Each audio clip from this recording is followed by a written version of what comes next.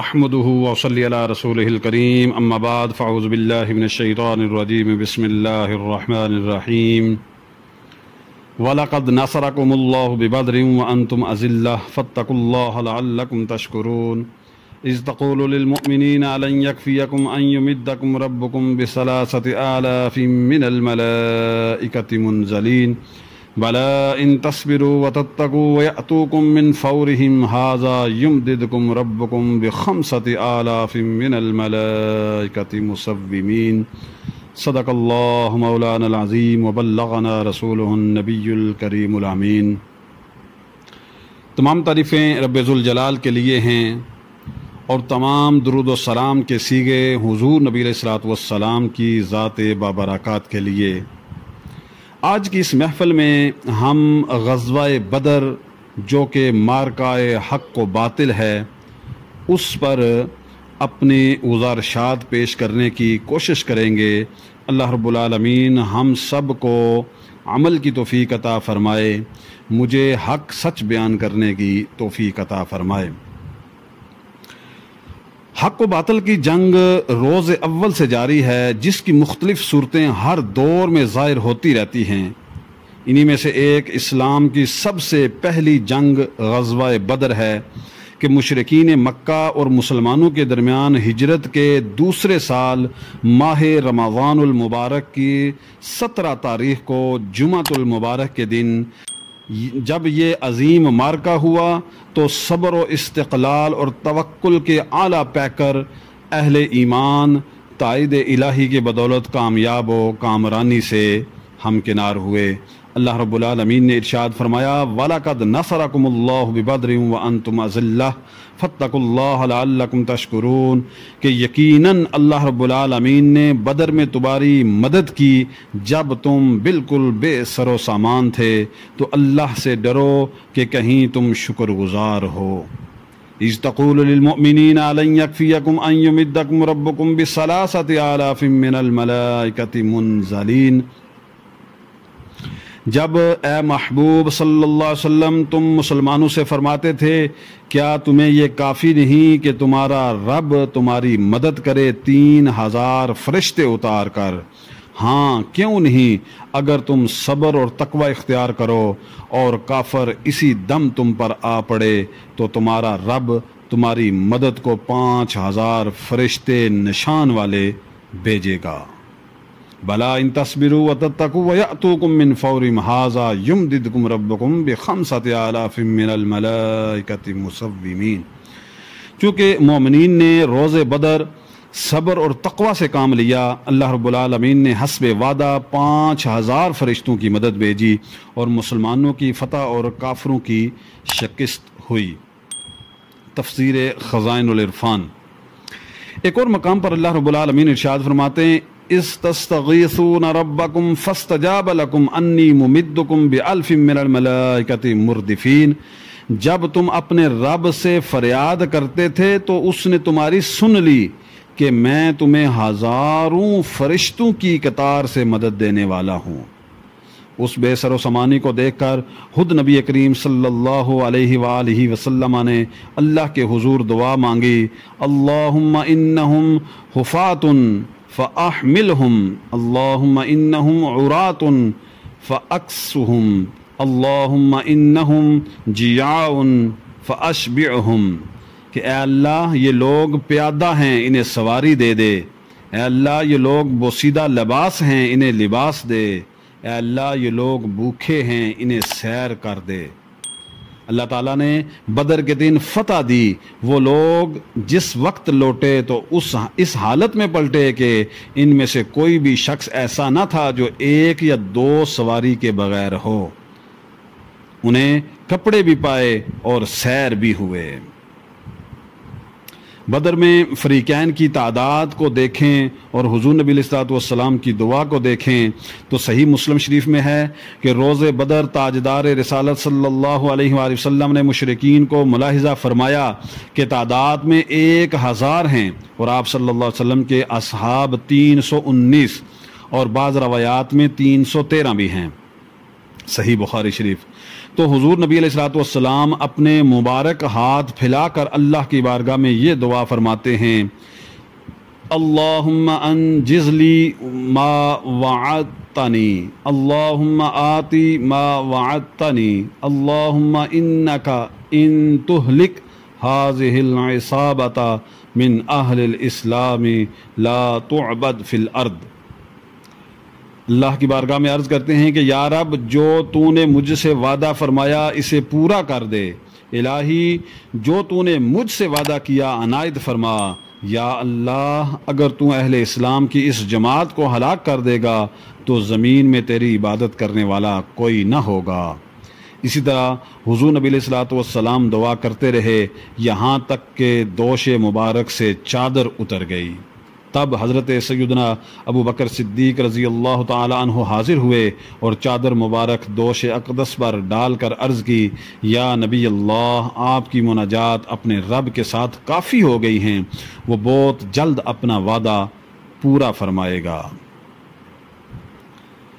اس پر پھر یہ آیت مبارکہ بھی نازل ہوئی کہ اذ تستغیثون ربکم فاستجاب لکم انی ممدکم بألف من الملائکۃ مردفین۔ غزوہ بدر کو 1400 سال گزر چکے ہیں، لیکن اس کی یاد آج بھی مسلمانوں کے ایمان کو تازہ کرتی ہے۔ صدیوں بعد آج بھی مقام بدر کفار مکہ کی شکست فاش اور مسلمانوں کی فتح اور کامرانی کی گواہی دیتا ہے۔ موجودہ دور میں مسلمانوں کے زوال اور کفار کے غلبے کی وجہ بھی یہی ہے کہ آج مسلمانوں کے پاس تمام وسائل موجود ہونے کے باوجود ان کے پاس بدر کا وہ جذبہ باقی نہیں ہے۔ ہتھیار ہیں، اوزار ہیں، افواج ہیں، لیکن وہ 313 کا لشکر نہیں ملتا۔ کفار کے لشکر میں عیش و عشرت کا سامان بھی کافی تعداد میں تھا، یہاں تک کہ کسی پانی کے کنارے پڑاؤ کرتے تو خیمے نصب کرتے، اور ان کے ہمراہ گانے والی طوائف اور آلات طرب بھی تھے، جبکہ مسلمانوں کے پاس ایک خیمہ تک نہیں تھا۔ صحابہ اکرام علیہم الرضوان نے کھجور کے پتوں اور ٹہنیوں سے ایک عریش یعنی کہ جھونپڑی تیار کر کے حضور نبی علیہ الصلوۃ والسلام کو اس میں ٹھہرایا۔ آج اس عریش کی جگہ ایک مسجد بنی ہوئی ہے۔ عزیزان محترم، اس جنگ کا حال بیان کرتے ہوئے حضرت سیدنا انس بن مالک رضی اللہ تعالیٰ عنہ فرماتے ہیں کہ رسول اللہ صلی اللہ علیہ وسلم نے اس وقت جب ہمیں ابو سفیان کی آمد کی خبر ہوئی اور حضرت سیدنا سعد بن عبادہ رضی اللہ تعالیٰ عنہ کھڑے ہو کر بولے کہ یا رسول اللہ، اس ذات کی قسم جس کے قبضہ قدرت میں میری جان ہے، اگر آپ حکم دیں کہ اپنے گھوڑے سمندر میں ڈال دو تو ہم ضرور کر گزریں گے، اگر آپ ہمیں حکم دیں کہ ہم ان کے سینے برق غماد، یہ یمن کا آخری شہر ہے جو مدینہ منورہ سے بہت دور ہے، عرض کیا کہ یا رسول اللہ، ہم ان کے سینے برق غماد تک مارتے رہیں گے تو ہم ایسا بھی ضرور کریں گے۔ راوی نے کہا کہ رسول اللہ صلی اللہ علیہ وسلم نے لوگوں کو جہاد کے لیے بلایا تو لوگ آپ کے ساتھ چل پڑے، یہاں تک کہ میدان بدر میں جا اترے۔ پھر رسول اللہ صلی اللہ علیہ وسلم نے ارشاد فرمایا، ھذا مصرع فلان، یہ فلاں کافر کی قتل گاہ ہے، اور اپنا ہاتھ زمین پر ادھر رکھتے ادھر رکھتے۔ راوی کہتے ہیں کہ ان میں سے کوئی بھی رسول اللہ صلی اللہ علیہ وآلہ وسلم کی بیان کردہ جگہ سے نہ ہٹ پایا، یعنی جس جگہ حضور نبی علیہ الصلوۃ والسلام نے بتائی تھی وہ کافر وہیں مرا پڑا تھا۔ صحیح مسلم شریف۔ اس سے معلوم ہوا کہ حضور نبی علیہ الصلوۃ والسلام کو رب تعالیٰ نے ہر ایک کے وقت موت کی جگہ اور کیفیت موت کی خبر دی ہے کہ کون، کہاں، کیسے اور کب مرے گا، کافر ہو کر یا مومن ہو کر۔ یہ علوم خمسہ میں سے ہے جس کا ظہور جنگ بدر میں ہوا ہے۔ اسی طرح دیکھیں کہ جنگ بدر کے بعد مردوں سے آپ صلی اللہ علیہ وسلم نے خطاب بھی فرمایا ہے۔ صحیح مسلم شریف میں ہے کہ امیر المؤمنین حضرت سیدنا عمر فاروق رضی اللہ تعالی عنہ کہتے ہیں کہ رسول اللہ صلی اللہ علیہ وآلہ وسلم نے ہمیں کفار بدر کی قتل گاہیں دکھاتے ہوئے فرمایا، ھذا مصرع فلان غدن انشاءاللہ، کہ اگر اللہ تعالیٰ نے چاہا تو کل فلاں کافر یہاں قتل ہوگا۔ جہاں جہاں حضور نے بتایا وہیں وہیں ان کی لاش لاشیں گری پڑی تھیں۔ پھر بحکم حضور وہ کفار کے لاشیں ایک کنویں میں بھر دیے گئے۔ حضور نبی علیہ السلام وہاں تشریف لے گئے اور فرمایا یا فلان ابن فلان و یا فلان ابن فلان هل وجدتم ما وعدكم الله ورسوله حقا فإني قد وجدت ما وعدني الله حقا، کہ اے فلاں بن فلاں اور اے فلاں بن فلاں، کیا تم نے خدا اور رسول کا دیا ہوا سچا وعدہ پایا؟ میں نے تو اللہ تعالیٰ کا دیا ہوا وعدہ حق پا لیا ہے۔ حضرت امیر المؤمنین سیدنا عمر رضی اللہ تعالیٰ نے عرض کیا کہ یا رسول اللہ صلی اللہ علیہ وسلم، حضور ان جسموں سے کیوں کلام فرماتے ہیں جن میں روحیں نہیں ہیں؟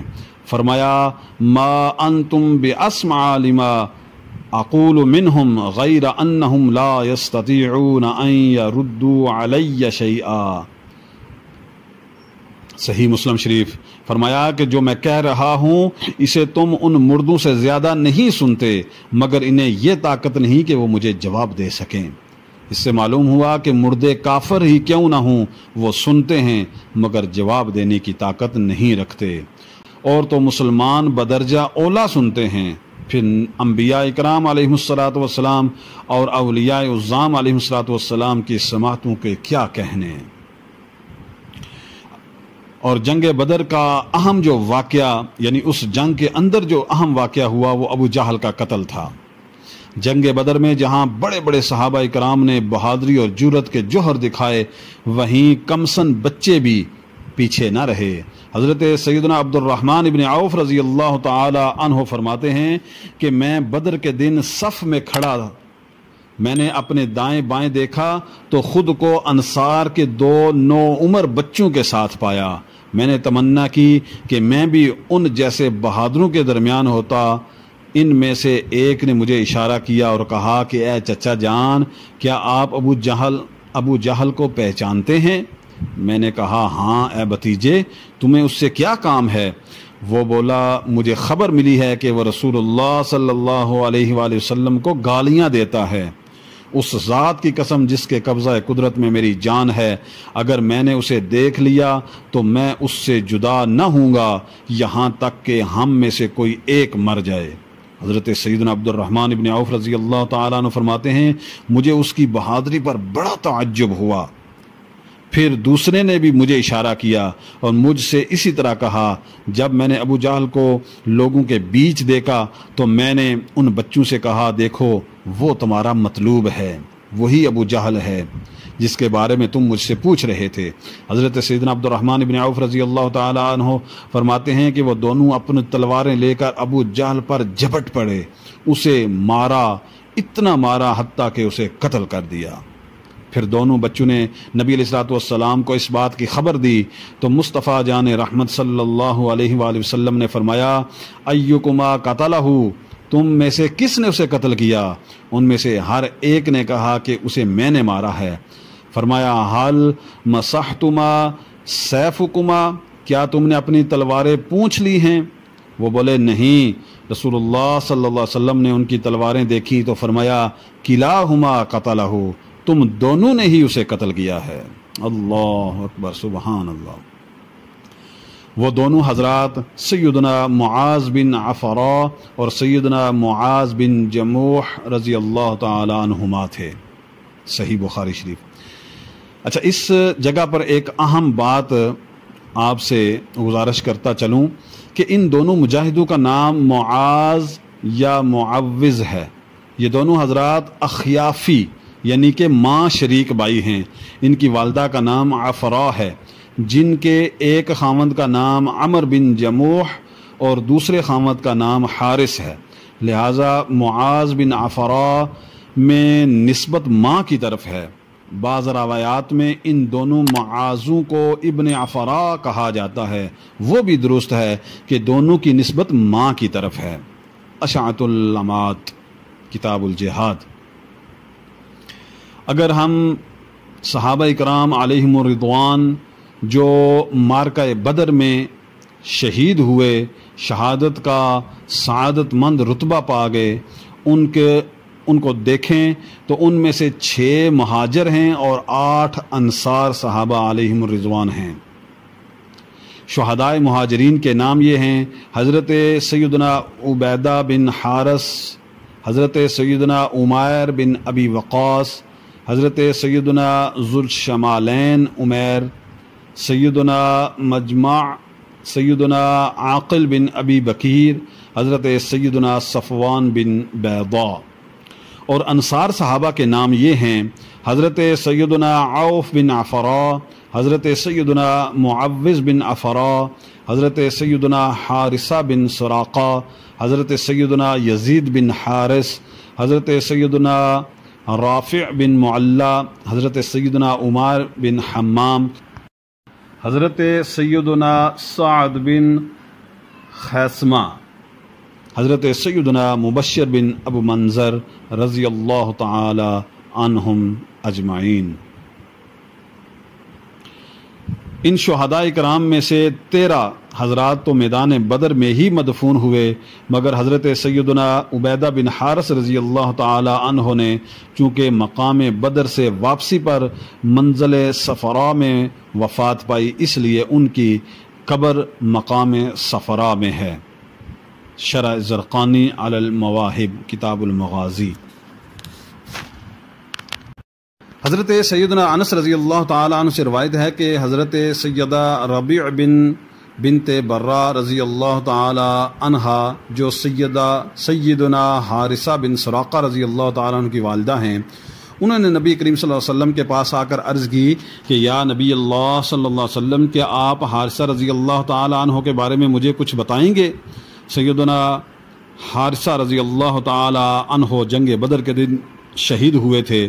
ان کو ایک نامعلوم تیر لگا تھا، اگر وہ جنت میں ہوں جب تو میں صبر کروں گی، اور اگر اس کے سوا کوئی بات ہو تو میں ان پر خوب روؤں گی۔ حضور نبی علیہ الصلوۃ والسلام نے ارشاد فرمایا: یا ام حارثہ انہا جنان فی الجنۃ وان ابنکی اصاب الفردوس الاعلی۔ اے حارثہ کی ماں، یقیناً جنت میں بہت سی جنتیں ہیں، اور اطمینان رکھو کہ تمہارا بیٹا فردوس اعلیٰ میں ہے۔ حضرات صحابہ اکرام علیہم الرضوان نے اس غزوہ میں اطاعت و فرما برداری کا ایسا مظاہرہ کیا کہ دنیا ایسے جانثاروں کی تاریخ پیش کرنے سے عاجز ہے، اور اسلام کے لیے ایسی قربانی دینے والوں کی جھلک پیش کرنے سے قاصر ہے۔ ان کی انہی قربانیوں کے نتیجے میں نبی کریم صلی اللہ علیہ وسلم نے ان حضرات کے بڑے فضائل بیان فرمائے ہیں۔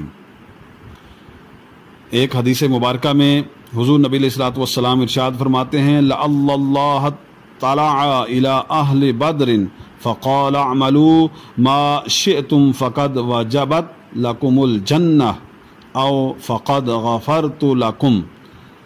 حضور نبی علیہ الصلوۃ والسلام ارشاد فرماتے ہیں: اللہ تعالیٰ نے اہل بدر کی طرف نظر کی اور فرمایا کہ تم جو چاہے کرو، جنت تمہارے لیے واجب ہے، یا یہ فرمایا میں نے تمہیں بخش دیا ہے۔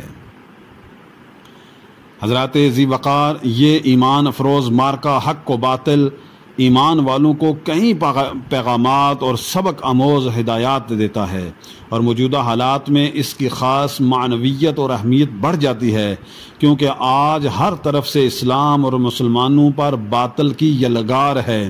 عالمی سطح پر مسلمانوں کو کمزور کرنے اور ان کے حقوق کی پامالی کے لیے ہر ممکن کوشش کی جا رہی ہے۔ عالم کفر طاقت و قوت اور سائنس اور ٹیکنالوجی کے نشے میں مست، نت نئی ایجادات کی مستی میں مسلمانوں کو تختہ مشق بنائے ہوئے ہے۔ گویا کہ بازبان حال پوری دنیا کے حالات اس بات کا شدت سے تقاضا کر رہے ہیں کہ اب اللہ کی مدد آئے، اب اللہ کی مدد آئے۔ چنانچہ اس کے لیے قرآن کریم کی وہی ہدایات ہمیں بھی پیش نظر رکھنی چاہیے جو اس نے اہل بدر کو دی تھی کہ تقوی اور پرہیزگاری کو مضبوطی سے تھامے رکھو، ہمت اور جذبہ جانثاری سے سرشار رہو، تو یہ چیزیں خدائی مدد کے اترنے کا اہم ترین سبب ہیں۔ مسلمان جب تک تقوی، صبر اور جذبہ صادقہ سے آراستہ نہیں ہوں گے باطل قوتوں کے سامنے ہرگز نہیں ٹھہر سکتے، لیکن یہی مسلمان جب تقوی، صبر اور جذبہ صادقہ کی صفات سے متصف ہو جائیں تو پھر دنیا کی کوئی باطل طاقت اور قوت ان کے مقابلے کامیاب نہیں ہو سکتی۔ یہی تعلیم اللہ تعالیٰ نے ان پاکیزہ نفوس صحابہ اکرام کو دی جو ہر وقت تقوی کی تعلیم و تربیت حاصل کرنے کے لیے دربار رسالت مآب صلی اللہ علیہ وسلم میں حاضر رہتے صلی اللہ علیہ وسلم ورضی اللہ تعالی عنہم، اور اس عظیم مربی صلی اللہ علیہ وسلم کے زیر نگرانی یہ عظیم نعمت حاصل کیا کرتے۔ یہی چیز پھر تعلق مع اللہ کا بھی ذریعہ بنتی ہے، اسی طرح ایمان اور یقین کو مضبوط کرنے کا سبب بھی بنتی ہے۔ مادیت کے اس گرم بازاری اور اسباب و وسائل ہی کو سب کچھ سمجھے ہوئے اس تاریک دور میں خدا کی مدد اور نصرت کا یقین بھی دل میں پیدا ہوتا ہے۔ فضائے بدر پیدا کر فرشتے تیری نصرت کو اتر سکتے ہیں گردوں سے قطار اندر قطار اب بھی۔ اے اللہ ہمیں صحابہ اکرام کی سیرت پر عمل پیرا ہو کر دین متین کی ہر قسم کی قربانی کا جذبہ عطا فرما، باہمی اتفاق، اتحاد اور محبت اور مودت اور الفت اور زیادہ فرما، ہمیشہ مخلوق کی محتاجی سے محفوظ فرما، اپنی محبت اور اطاعت کے ساتھ اپنی سچی بندگی کی توفیق عطا فرما، خلق خدا کے لیے ہمارا سینہ کشادہ اور دل نرم فرما۔ الہی ہمارے اخلاق اچھے اور ہمارے کام عمدہ کر دے، ہمارے اعمال حسنہ کو قبول فرما، ہمیں تمام گناہوں سے بچا، ہمارے وطن عزیز پاکستان کو اندرونی اور بیرونی خدشات، خطرات اور سازشوں سے محفوظ فرما، ہر قسم کی دہشت گردی، فتنہ فساد، خون ریزی اور قتل غارت گری، لوٹ مار اور تمام حادثات سے ہم سب کی حفاظت فرما۔ اس مملکت خدا داد کے نظام کو سنوارنے کے لیے ہمارے حکمرانوں کو دینی، سیاسی فہم اور بصیرت عطا فرما کر اخلاص کے ساتھ ملک اور قوم اور ملت کی خدمت کی توفیق عطا فرما۔ دین اور وطن عزیز کی حفاظت کی خاطر اپنی جانیں قربان کرنے والوں کو غریق رحمت فرما، ان کے درجات بلند فرما، ہمیں اپنے اور اپنے حبیب صلی اللہ علیہ وسلم کی سچی اطاعت کی توفیق عطا فرما۔ اے اللہ ہمارے ظاہر اور باطن کو تمام گندگیوں سے پاک و صاف فرما، اپنے حبیب کریم صلی اللہ علیہ وسلم کے ارشادات پر عمل کرتے ہوئے قرآن و سنت کے مطابق اپنی زندگی سنوارنے، حضور نبی علیہ الصلوۃ والسلام اور صحابہ اکرام علیہم رضوان کی سچی محبت اور اخلاص سے بھرپور اطاعت کی توفیق عطا فرما، ہمیں دنیا اور آخرت میں بھلائیاں عطا فرما، پیارے مصطفیٰ کریم صلی اللہ علیہ وسلم کی پیاری دعاؤں سے وافر حصہ عطا فرما، ہمیں اپنا اور اپنے حبیب صلی اللہ علیہ وسلم کا پسندیدہ بندہ بنا۔ اے اللہ تمام مسلمانوں پر اپنی رحمت فرما، سب کی حفاظت فرما۔ یا الہ العالمین تمام غزوہ بدر اور غزوہ احد اور غزوہ ختم نبوت، تمام غزوات میں شہداء جو شہداء ہیں ان کے درجات کو ایسی بلندیاں عطا فرما جو کسی کو عطا نہ ہوئی ہوں، ان کے صدقے ہمارے دور میں جو ختم نبوت کے شہداء ہیں ان کو بھی درجات میں بلندیاں عطا فرما۔